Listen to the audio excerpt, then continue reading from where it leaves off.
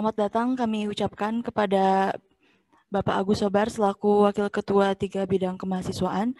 Sebelum masuk ke materi, izinkan saya membacakan CV pemateri. 1. Nama Agus Sobar. Tempat tanggal lahir Garut 3 Mei 1968. Organisasi saat ini yaitu Ketua Dewan Penasehat Kadin Sukabumi tahun 2019 sampai 2024. Yang kedua yaitu Wakil Ketua Dewan Pengupahan Kota Sukabumi 2017 sampai 2022. Penghargaan yang telah diraih yaitu 1. Satya Lencana 20 tahun Presiden Republik Indonesia tahun 2017. Satya Lencana 10 tahun Presiden Republik Indonesia 2009. Piagam Penghargaan Penyuluh UMKM dan Koperasi 1994, Menteri Tenaga Kerja Republik Indonesia. Penghargaan Penyuluh Teladan Nasional UMKM dan Koperasi 1997 oleh Menteri Koperasi dan UKM Republik Indonesia. Kepada Bapak Agus Sobar, selaku Wakil Ketua 3 Bidang Kemahasiswaan, saya persilahkan untuk menyampaikan materinya. Atur nuhun. Bismillahirrahmanirrahim. Assalamualaikum warahmatullahi wabarakatuh. Sampurasun. Salam sejahtera bagi kita sekalian. Innal hamdalillah nahmaduhu wa nasta'inuhu wa nastaghfiruh wa na'udzu billahi min syururi anfusina wa min sayyiati a'malina may yahdihillahu fala mudhillalah wa may yudlil hadiyalah. Rabbi shrah li sadri wa yassir li amri wahlul 'uqdatam min lisani yafqahu qawli. Saudara-saudara sekalian, calon mahasiswa yang saya cintai dan saya hormati, pertama kita panjatkan puji syukur kepada Allah Subhanahu wa taala. Hari ini kita bisa bersilaturahim. Mudah-mudahan silaturahim kita mampu menjadi wasilah mengantarkan kita mencapai orang-orang yang mencapai derajat yang lebih baik, dan mudah-mudahan pertemuan hari ini menjadikan wasilah untuk mampu mengantarkan kita menjadi orang-orang yang mencapai derajat. Salawat dan salam semoga tercurah limpahkan kepada junjungan alam Nabi besar Muhammad SAW, kepada keluarganya, para sahabatnya, dan mudah-mudahan sampai kepada kita sekalian. Di sini saya dimintakan oleh panitia untuk menyampaikan tentang eksistensi mahasiswa dan tantangan serta harus dipersiapkan apa ke depan sehingga mahasiswa kita, khususnya mahasiswa yang akan bergabung di tahun 2020 ini, mampu menjadi insan yang sempurna. Nah, kita mulai dari slide pertama, yaitu insan ini adalah merupakan visi dari Kemenristek, mohon maaf, sekarang itu Kemendikbud, kembali kepada Kemendikbud setelah pada kabinet sebelumnya kita ada di terpisah kementeriannya, ada Kemenristek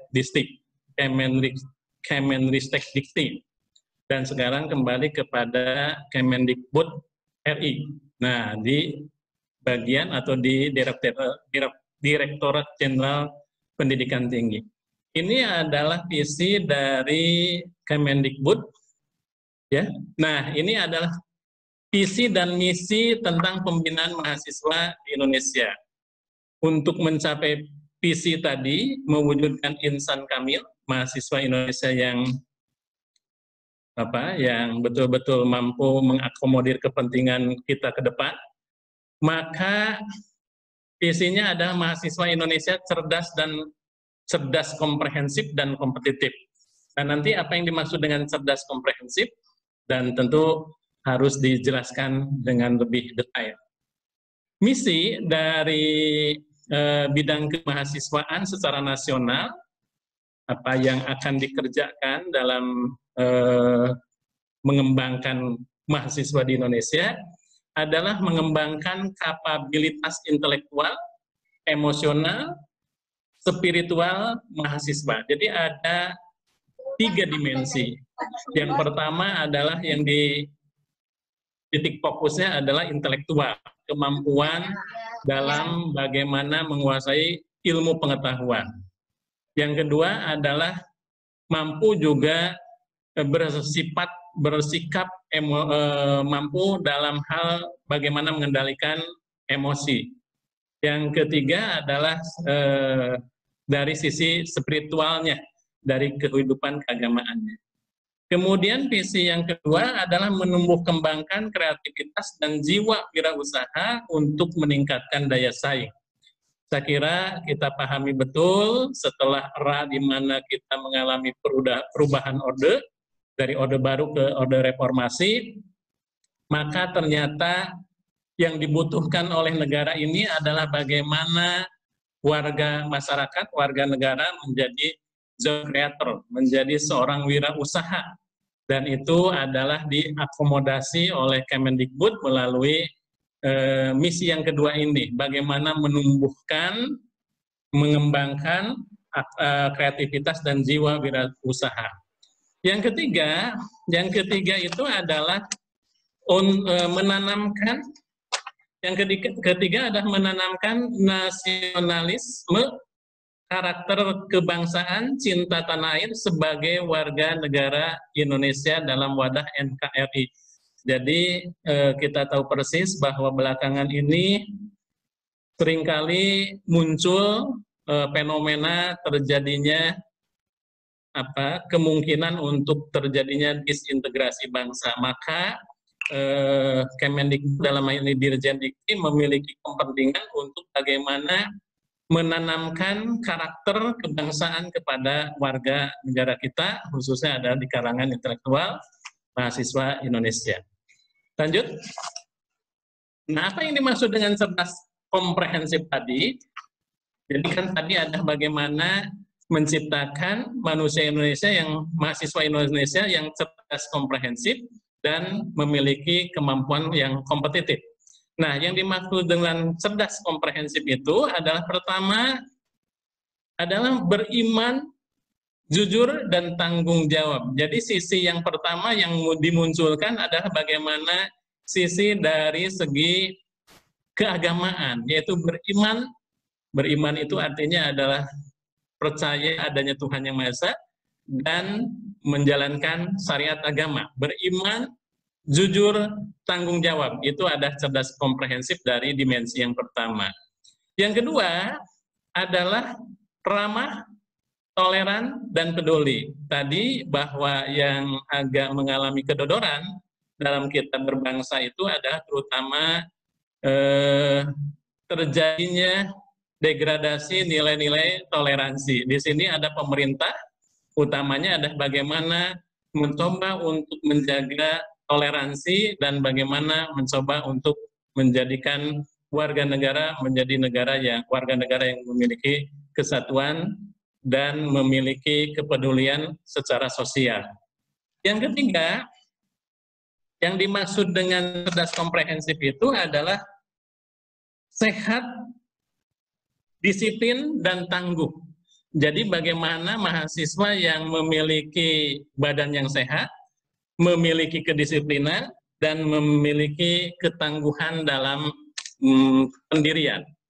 Kemudian yang berikutnya adalah dimensi yang keempat adalah kreatif dan inovatif. Jadi mahasiswa yang cerdas komprehensif itu memiliki 4 dimensi. Tadi dari dimensi yang pertama itu menyangkut sisi ketuhanan, dimensi yang kedua menyangkut sisi kebangsaan, dimensi yang ketiga menyangkut bagaimana kesiapan secara mental dan fisik, dan yang terakhir ada kemampuan untuk bisa berkembang dengan kreatif dan inovatif. Lanjut. Nah, kita tahu bahwa bangsa ini dihadapkan pada suatu tantangan yang luar biasa. Dan ini tentu juga secara otomatis yang akan kita hadapi ke depan itu adalah pertama adanya ancaman dari faktor internal yang terjadi di negara kita. Pertama tentu ada kita lihat secara nyata seringkali di media-media nasional itu tumbuhnya terorisme dan narkoba. Dan itu sangat membahayakan kehidupan sebagai sebuah bangsa. Yang kedua dari faktor internal itu adalah yang sering kita juga lihat terjadinya konflik dan disintegrasi. Ini juga sangat membahayakan, ancaman buat kehidupan berbangsa dan bernegara kita.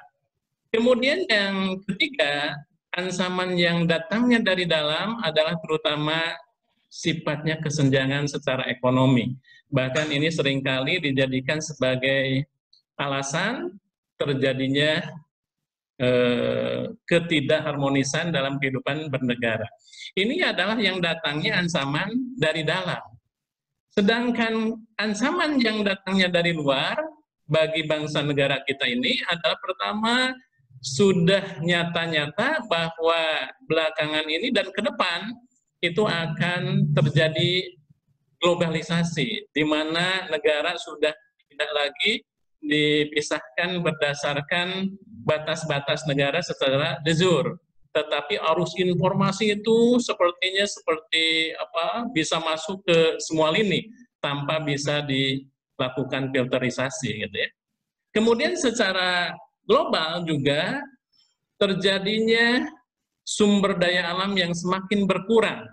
Dan tentu kita tahu bahwa negara kita negara yang memiliki sumber daya alam yang melimpah. Dan ini ketika terjadi secara global, menipisnya sumber daya alam, ini juga merupakan ancaman bagi kita. Sehingga ke depan bagaimana bangsa kita bisa menyiapkan manusia-manusia yang bisa merespon terhadap tantangan-tantangan baik yang datangnya dari internal maupun dari eksternal. Dan tentu visi dari Kemendikbud Dirjen Dikti adalah bagaimana menyiapkan mahasiswa yang mampu merespon tantangan, baik tantangan dari internal maupun tantangan dari eksternal tadi. Lanjut. Nah, tantangan yang dihadapi, antisipasi terhadap dinamika eksternal atau global kita tahu persis.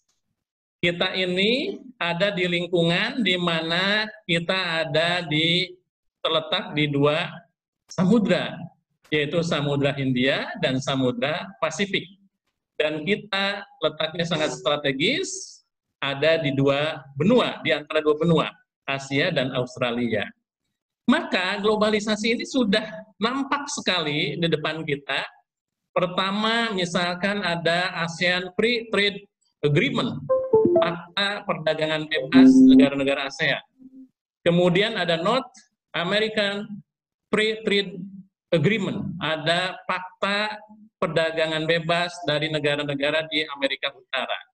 Di lain pihak di Asia Pasifik juga secara keseluruhan terjadi fakta perdagangan yang sifatnya melibatkan negara-negara yang ada di kawasan yang meliputi Samudra Pasifik, dari mulai Australia, Indonesia, sampai ke sebelah utaranya di Jepang, kemudian ke arah timurnya dari sebelah utara itu Kanada, Amerika, sampai ke Amerika Selatan.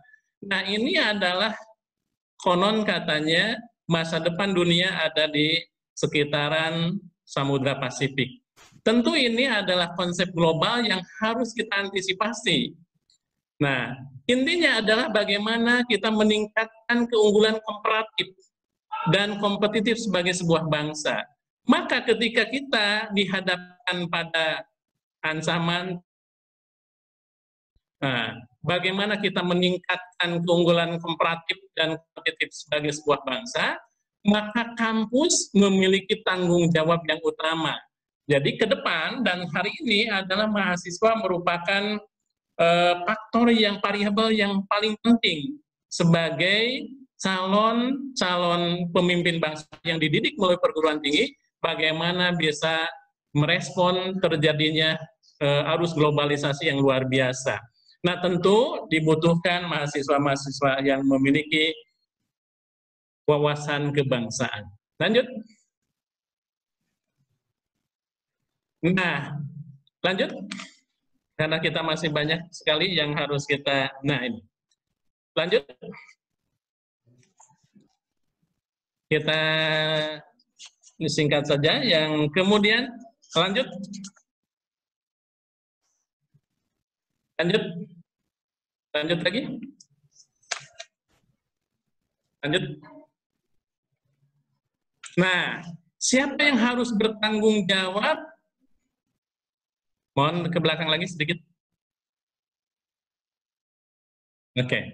Siapa yang harus bertanggung jawab dan memiliki kepedulian akan bangsa kita dengan berbagai ancaman dan tantangannya adalah kita pahami bahwa mahasiswa adalah calon pemimpin bangsa. Dan ketika calon pemimpin bangsa, maka tentu ini harus dipersiapkan dengan sedemikian rupa, dengan betul-betul memiliki kesiapan untuk bisa memiliki keunggulan, tidak hanya keunggulan komparatif, tetapi juga terutama keunggulan kompetitif. Masalahnya adalah kalau kita lihat saat ini, silakan lanjut. Nah, kampus harus berusaha mencoba melahirkan pemimpin di masa yang akan datang. Jadi ketika kita berbicara tantangan, hambatan di masa dan ancaman di masa yang akan datang tadi, maka responnya adalah bagaimana kita menyiapkan pemimpin-pemimpin di masa yang akan datang. Dan notabene adalah ketika kita berbicara seperti itu, berbicara tentang bagaimana kita menyiapkan mahasiswa Indonesia, calon pemimpin bangsa di masa yang akan datang. Ada 3 dimensi yang kita pahami untuk menyiapkan generasi muda kita, mahasiswa kita. Yang pertama adalah tentu mahasiswa kita, generasi muda kita harus memiliki kecerdasan secara intellectual quotient. Artinya tentu harus memahami, harus menguasai ilmu pengetahuan. Ketika kita mampu menguasai ilmu pengetahuan, maka kita bisa bersaing dengan bangsa-bangsa lain. Dan kampus menyiapkan itu sebagai agenda utama bagaimana kita menyiapkan mahasiswa-mahasiswa yang mampu menguasai ilmu pengetahuan. Tidak berhenti di situ saja. Kemampuan intelektual itu tidak lengkap ketika tidak dibarengi dengan kemampuan secara emosional. Bagaimana bangsa kita ke depan tidak hanya harus memiliki kepandaian secara penguasaan ilmu pengetahuan, tetapi juga harus memiliki karakter yang tangguh, memiliki emosional yang luar biasa untuk bisa bagaimana menyambut tantangan, hambatan, dan gangguan serta tantangan di masa yang akan datang dalam bentuk tadi yang penuh dengan persaingan. Nah, tetapi kampus juga harus menyiapkan selain memiliki kemampuan secara intelektual, kemampuan secara emosional, juga harus memiliki, mahasiswa kita itu harus memiliki kecerdasan secara spiritual. Artinya bahwa mahasiswa generasi muda yang akan datang itu juga harus dilahirkan dan memiliki kemampuan dalam hal bagaimana menjalankan syariat agama. Ketika mahasiswa ini memiliki IQ, EQ, dan SQ, maka tentu generasi yang akan datang itu adalah generasi yang diharapkan mampu menjadikan mereka bersaing dalam pergaulan secara internasional. Dan ini adalah salah satu dari tanggung jawab yang dimiliki, yang dibebankan kepada kampus. Lanjut. Nah, kita lihat peran pemuda dan mahasiswa dari tahun ke tahun. Coba kita lihat, kalau kita cermati, mulai dari Kebangkitan Nasional 1908, Sumpah Pemuda 1928, Kemerdekaan 1945, bahkan sampai dengan tahun 1965, di mana di situ terjadi pemberontakan PKI dan berubahnya orde kepemimpinan di negara kita, sampai ke tahun 98, pada waktu itu adalah bagaimana berubahnya dari orde baru ke orde reformasi, peran mahasiswa begitu sangat luar biasa. Maka mahasiswa kita lihat menjadi lokomotif setiap perubahan yang ada di negara kita, mulai dari zaman penjajahan sampai dengan tahun kemarin terakhir 98, bagaimana mahasiswa bergerak untuk memperbaiki tatanan kehidupan kebangsaan. Nah, mahasiswa yang seperti apa yang kita butuhkan? Tentu ada mahasiswa yang memiliki kemampuan tadi, IQ, EQ, dan SQ. Maka inilah yang harus kita persiapkan dari perguruan tinggi untuk menciptakan generasi muda yang dipelopori oleh mahasiswa dengan memiliki kemampuan untuk bisa merespon tantangan. Lanjut. Lanjut. Nah, kewajiban mahasiswa nih.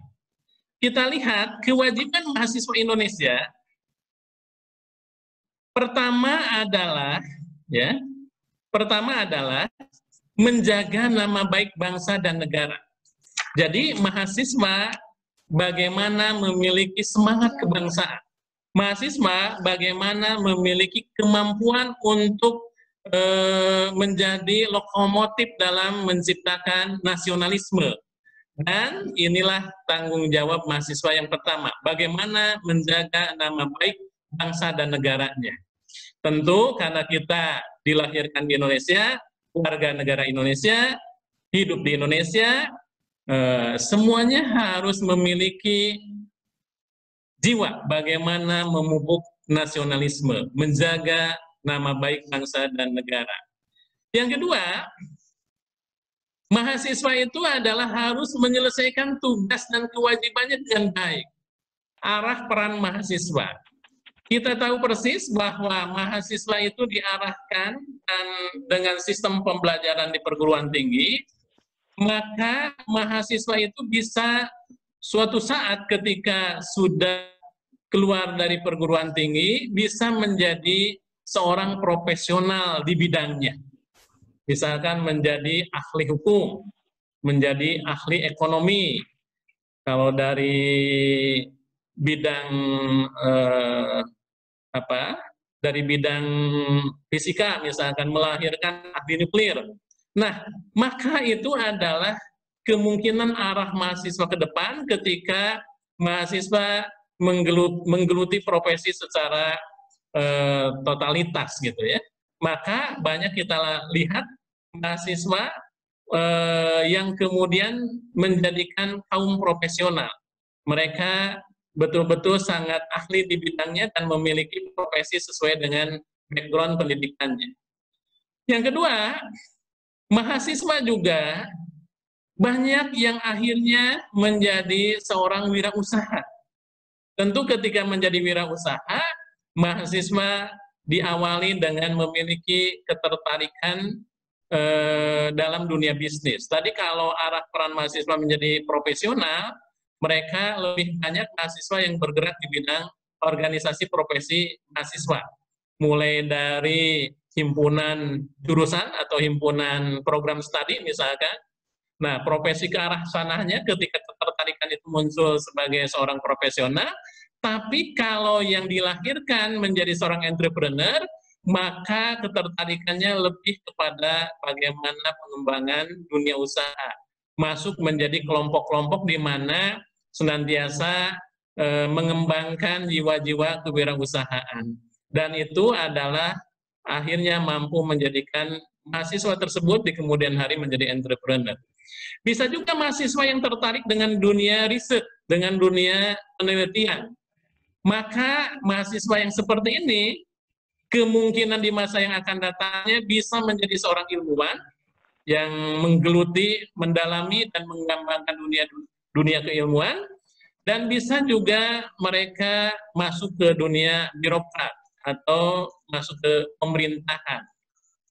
Nah, tinggal nanti yang keempat, sebelum kita lihat secara keseluruhan, mahasiswa yang memiliki kecenderungan mengembangkan idealismenya dalam organisasi-organisasi kemahasiswaan, yang banyak mencoba mengkritisi kebijakan-kebijakan pemerintah, dan akhirnya banyak yang mahasiswa seperti ini cenderung biasanya masuk ke ormas, ke LSM, atau ke organisasi politik, dan biasanya melahirkan tokoh-tokoh. Nah, sehingga kita lihat arah peran mahasiswa ini ternyata berdasarkan hasil yang didapatkan dari riset Dikti itu bisa melahirkan 4. Pertama ada kaum profesional, yang kedua ada kaum entrepreneur, yang ketiga adalah ilmuwan dan birokrat, serta yang terakhir ada jadi tokoh-tokoh politik gitu ya. Tinggal nanti kira-kira Anda ketertarikannya dengan dunia seperti apa.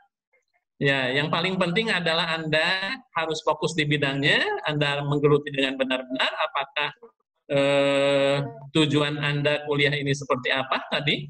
Tapi akhirnya tadi ketika Anda menggeluti secara fokus, benar-benar istiqomah, maka pilihannya tadi apakah sebagai profesional, sebagai entrepreneur, sebagai birokrat dan ilmuwan, atau tokoh-tokoh organisasi, terutama organisasi politik. Ya. Lanjut. Membangun karakter mahasiswa. Bagaimana kita membangun karakter mahasiswa? Yang pertama adalah mengenali dan mengembangkan potensi yang ada pada diri mahasiswa itu sendiri. Jadi Anda tentu sebagai mahasiswa harus bisa mengenali diri Anda sendiri. Ketertarikan Anda, bakat Anda, minat Anda terhadap apa? Tadi secara garis besar bisa dibagi menjadi 4 tadi, menjadi kaum profesional, menjadi entrepreneur, menjadi ilmuwan, atau menjadi tokoh-tokoh partai politik atau tokoh-tokoh partai atau tokoh-tokoh organisasi kemasyarakatan. Nah, silahkan coba nanti suatu saat ketika Anda sudah bergabung menjadi mahasiswa di STP Negeri Sukabumi, Anda kenali, Anda betul-betul analisis secara pribadi Anda, bakat Anda, ketertarikan Anda, minat Anda pada dunia seperti apa. Ini adalah bagaimana kampus bisa menjembatani itu semua. Sehingga di kampus kita di STP Negeri Sukabumi itu ada yang pertama untuk yang tertarik dengan dunia-dunia profesional, mereka banyak yang masuk di HIMA, Himpunan Mahasiswa Berdasarkan Program Studi. Ada juga kampus mewadahi mereka yang tertarik dengan dunia usaha masuk menjadi kelompok mahasiswa yang eksis atau yang betul-betul mengembangkan dunia bisnis. Yang berikutnya yang tertarik dengan dunia ilmuwan, dengan dunia birokrasi, ya ada di kampus itu ada organisasi-organisasi UKM-UKM sesuai dengan minat dan ketertarikan dari mahasiswa. Dan tentu juga ada mereka mahasiswa yang tertarik dengan dunia-dunia yang sifatnya politik gitu ya. Dan tidak dinafikan ada juga mahasiswa yang ikut dalam organisasi di luar kampus gitu ya, seperti di kami, mohon maaf, di HMI dan yang lainnya. Lanjut. Nah, oke. Nah, pola pengembangan kemahasiswaan itu seperti apa? Pertama, pola pengembangan kemahasiswaan itu yang pertama adalah bagaimana mahasiswa memiliki kecerdasan intelektual. Jadi mahasiswa itu harus memiliki kecerdasan intelektual. Karena pasti ketika orang tua yang menyekolahkan itu ingin anaknya pintar, ingin anaknya menguasai ilmu. Dan ini yang pertama, memang pola pengembangan mahasiswa itu adalah dari sudut intelektualitasnya. Yang kedua adalah pola pengembangannya dari kecerdasan sosial. Tadi bagaimana mampu bisa diterima di masyarakat, mampu bergaul, mampu membangun nilai-nilai kesetiakawanan, itu adalah pola pengembangan di bidang kemahasiswaan. Yang berikutnya ada kecerdasan kinestetik. Artinya si mahasiswa itu selain dia memiliki kemampuan intelektual yang bagus, mampu membangun jejaring sosial, mampu memiliki kesetiakawanan, mereka juga harus memiliki badan yang sehat. Dan ini ada kecerdasan yang disebut dengan kecerdasan kinestetik. Kinestetik itu ada lebih kepada pengembangan jasmania gitu ya. Yang berikutnya adalah, nah di kita juga ada kecerdasan kinestetik ini, ada terutama adanya UKM-UKM yang bergerak di bidang olahraga, mulai dari adanya unit futsal, badminton, kemudian basket, voli, dan lain-lainnya. Ada juga yang sifatnya olahraga perorangan seperti karate. Di kampus ada, di kampus kita.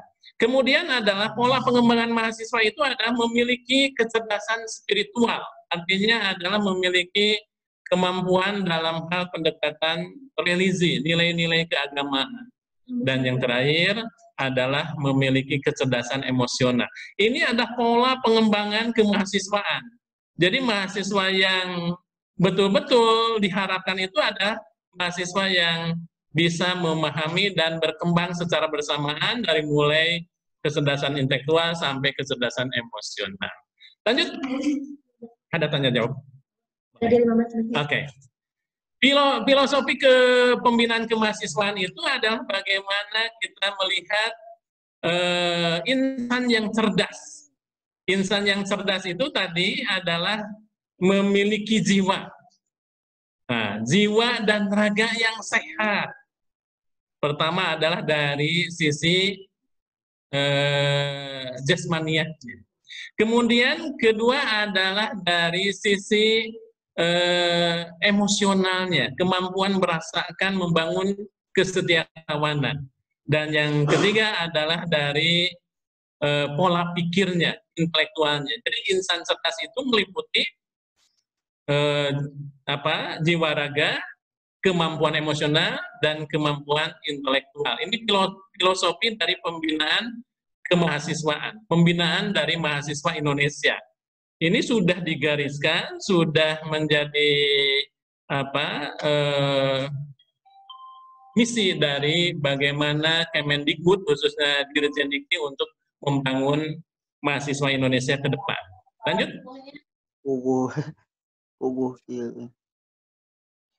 Jaringan teh goreng kieu. Di 15 menit lagi ini. Oke. Sukan terakhir. Sampai jam berapa?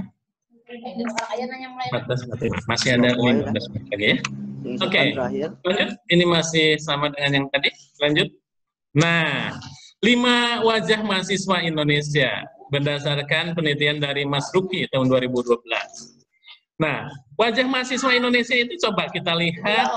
Pertama adalah mahasiswa yang cenderung idealis. Ya, ada mahasiswa yang cenderung idealis, melihat dari sudut pandangnya, dan kadang yang jadi masalah adalah selalu sifatnya konfrontatif. Nah, jadi hal ini tidak dinafikan bahwa ada mahasiswa yang cenderung idealis, ya, kadang-kadang idealisnya terlampau berlebih sehingga senantiasa mengambil dari sisi konfrontatif. Sehingga mohon maaf yang seperti ini biasanya sering-sering demo, misalkan begitu ya. Nah, yang kedua, mahasiswa Indonesia itu yang kedua adalah idealis, realistis. Nah, kalau tadi ada idealisnya cenderung konfrontatif, selalu menyerang, selalu mengkritisi gitu ya. Tapi yang kedua itu adalah mahasiswa itu cenderung idealis, realistis. Dia idealis, tetapi realistis juga. Ini lebih kepada bagaimana mahasiswa ini idealis, tetapi cenderung juga memahami kondisi yang ada. Sehingga tidak diwujudkan dalam bentuk, mohon maaf, demo-demo yang berlebih, demonstrasi yang berlebih, tapi cenderung biasanya adalah melahirkan atau memberikan solusi-solusi gitu ya. Nah, ya mudah-mudahan banyak mahasiswa yang idealis tetapi realistis juga gitu, tidak idealis yang sifatnya konfrontatif.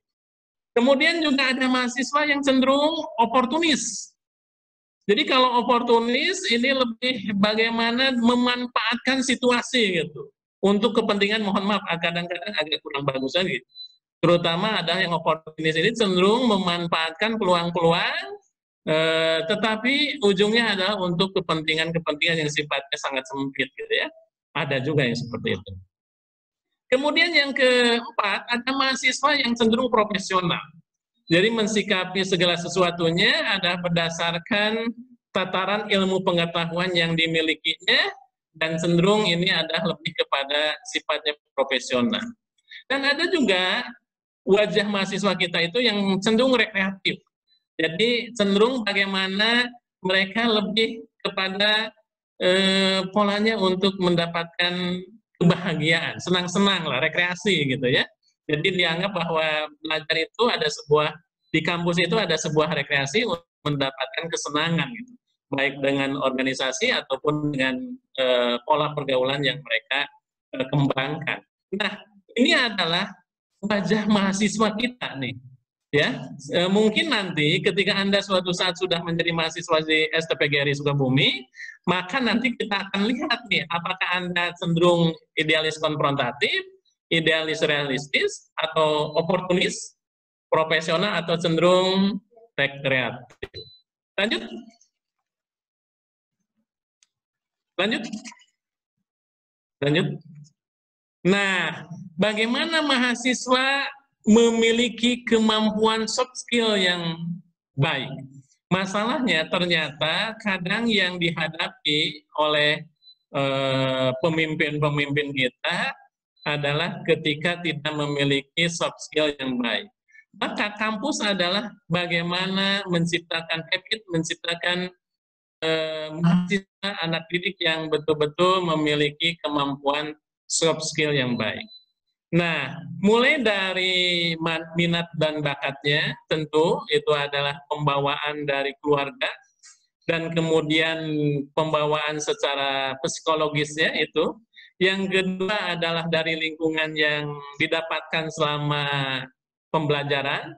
Ya, tentu ada dua yang paling utama adalah lingkungan keluarga, di mana dia dibesarkan, dan kedua adalah di lingkungan kampus, tetapi juga bisa di lingkungan-lingkungan yang lainnya. Misalkan dia aktivis di suatu organisasi, aktivis di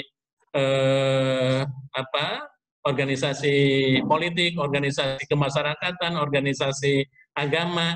Ini adalah kemungkinan akan menciptakan cara berpikir dari mahasiswa yang pada akhirnya akan membangun kemampuan untuk bagaimana membangun komunikasi. Tetapi kampus kita lihat dalam rangka bagaimana menciptakan mahasiswa yang memiliki soft skill yang bagus adalah pertama dengan cara diajarkan. Pembelajaran yang dilakukan di kampus adalah utamanya pembelajaran di kelas, pembelajaran kurikuler, misalkan melalui seminar, saresehan. Kemudian tentu si mahasiswa juga harus dilatih sesuai dengan minat dan bakatnya, dan diberikan contoh-contoh suri keteladanan, dan ini mudah-mudahan menjadi habit, menjadi sebuah kegiatan, menjadi sebuah sikap kepribadian yang betul-betul bagaimana bisa menyiapkan mahasiswa mampu memahami dan bersikap dalam keadaan apapun dengan senantiasa mengedepankan pola pikir yang sehat dan membangun jejaring yang baik dan kesetiakawanan. Lanjut. Nah, implementasi dari soft skill ini, ya, di kampus itu tentu ada intrakurikuler. Intrakurikuler itu tadi adalah terutama pembelajaran yang dilakukan di kelas. Kemudian kokurikuler itu adalah terutama dalam bentuk pengkayaan. Bagaimana kampus melengkapinya dengan kegiatan-kegiatan seminar, dengan kegiatan-kegiatan simposium, saresehan, diskusi kelompok, dan lain-lainnya. Dan yang paling penting juga adalah kegiatan ekstrakurikuler di luar dari aktivitas di kampus yang menunjang kegiatan terhadap kemampuan mahasiswa dalam menciptakan soft skill. Itu terintegrasi, itu secara bersamaan, dan tentu ini secara langsung akan menjadikan mahasiswa yang memiliki kemampuan yang lebih bagus dalam pemahaman soft skill. Lanjut. Nah, belajar di perguruan tinggi. Kurikuler itu adalah nanti lebih kepada mata kuliah yang akan Anda dapatkan selama pembelajaran di STIPGRI Sukabumi ini. Kalau tidak salah ada sekitar 152 SKS yang harus diselesaikan sampai dengan mendapatkan titel sarjana.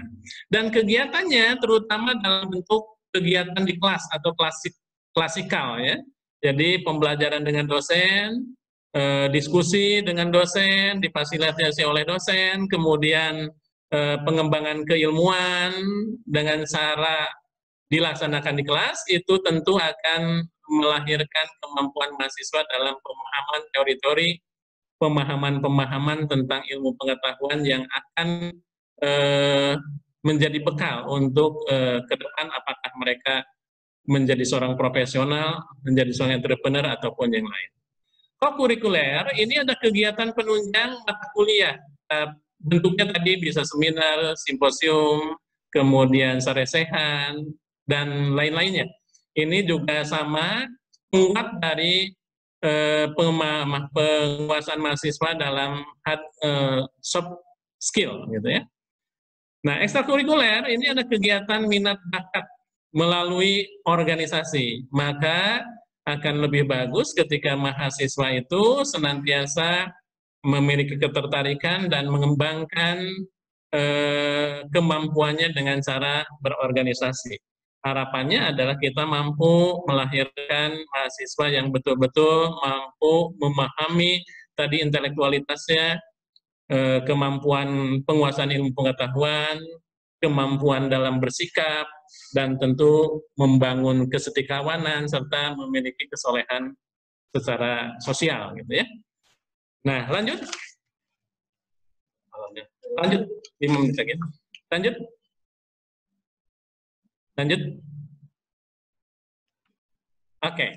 Strategi pengembangan tahapan ke belakang lagi, mohon maaf. Nah, strategi pengembangan tahapan pembinaan kemahasiswaan di perguruan tinggi. Kita lihat ya, di semester 1 dan 2, di semester 1 dan 2 itu, titik beratnya adalah bagaimana pengembangan karakter dari mahasiswa. Maka banyak yang diajarkan di situ, banyak yang disampaikan mata kuliah di situ adalah mata kuliah yang sifatnya dasar umum. Ada agama misalkan, kemudian PPKN, kemudian kewarganegaraan, bahasa Indonesia, bahasa Inggris, dan seterusnya.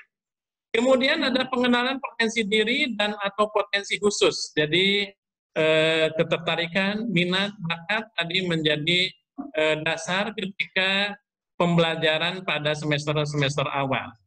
Kemudian kita bisa melihat kemampuan kerjasama secara tim, yang berikutnya ada pengenalan organisasi dan kepemimpinan. Itu lebih banyak dijalani oleh mahasiswa yang ada pada semester-semester awal di perguruan tinggi, khususnya ada semester 1 dan semester 2. Nah, untuk semester tahap kedua adalah tahap prestasi. Tahap prestasi ini dilalui mulai dari semester 3 sampai semester 7. Pertama ada pengembangan potensi, daya nalar, pengembangan minat dan bakat, pengembangan organisasi. Maka mata kuliah yang akan dijumpainya adalah mata kuliah yang lanjutan dari yang sudah dijalani ketika di semester awal.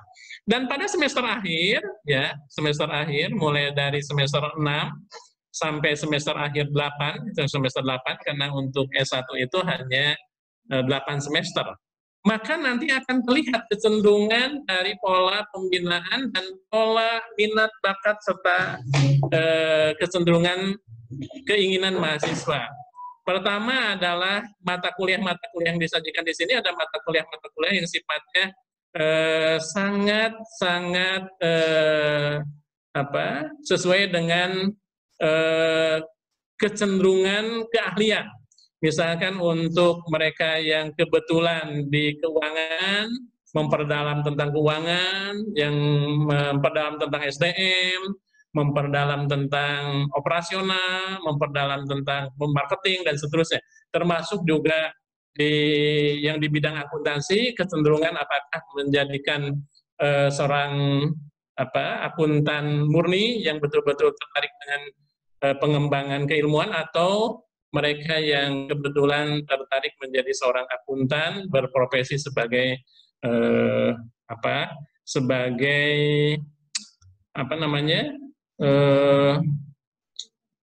auditor dan seterusnya. Ini adalah akan terlihat ketika si mahasiswa sampai di mulai semester akhir dari semester 6 sampai semester 8. Dan tentu ini ada pola-pola pengembangan kemahasiswaan yang sebetulnya sudah didesain sedemikian rupa oleh Kemendikbud melalui Dirjen Dikti dengan harapan tadi adalah mampu menciptakan mahasiswa-mahasiswa yang ketika mereka diwisuda memiliki kemampuan daya saing. Saya kira karena banyak lagi yang harus disampaikan tetapi tidak cukup waktunya, mudah-mudahan suatu saat bisa dilanjutkan ketika Anda sudah resmi menjadi mahasiswa. Mohon maaf, panitia menyediakan slot waktu untuk tanya jawab. Oh ya, mohon maaf tidak diberikan waktu untuk tanya jawab, sehingga mohon nanti yang ada pertanyaan dibawa ke kampus saja. Di jam kuliah saja ya, ketemu nanti. Mudah-mudahan Anda semua menjadi mahasiswa-mahasiswa yang berprestasi, menjadi mahasiswa-mahasiswa yang senantiasa mengedepankan nilai-nilai kebangsaan, kesetiakawanan, dan disertai kemampuan religi dan pemahaman untuk bisa memanifestasikan dalam kehidupan sehari-hari. Selamat datang di kampus STPGRI Sukabumi. Mudah-mudahan selama 4 tahun Anda kerasan dan mampu beradaptasi dengan baik. Billahi taufiq wal hidayah. Wassalamualaikum warahmatullahi wabarakatuh.